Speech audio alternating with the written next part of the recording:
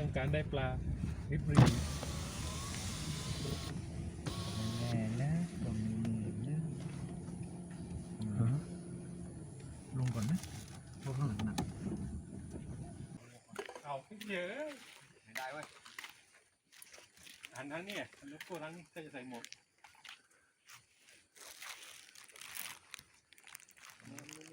You got it from fishing? Yes. Beautiful fish. Huh?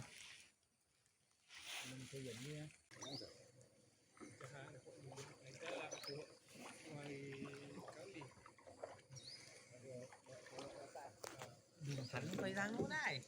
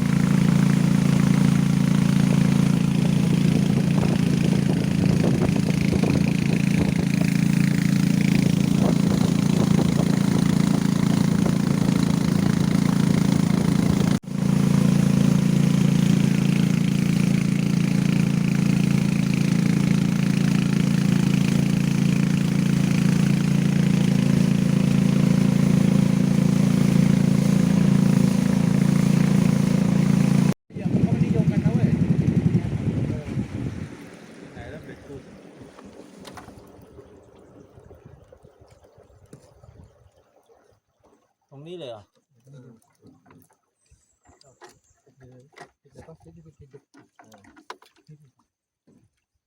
นี่ใช้เหยื่อยาง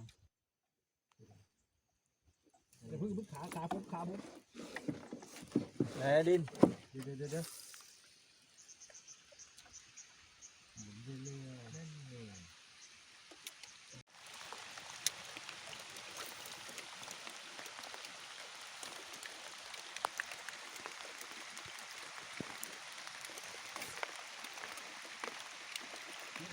ไปในรอบ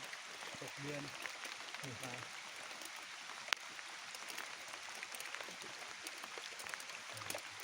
เราที่ใต้เรา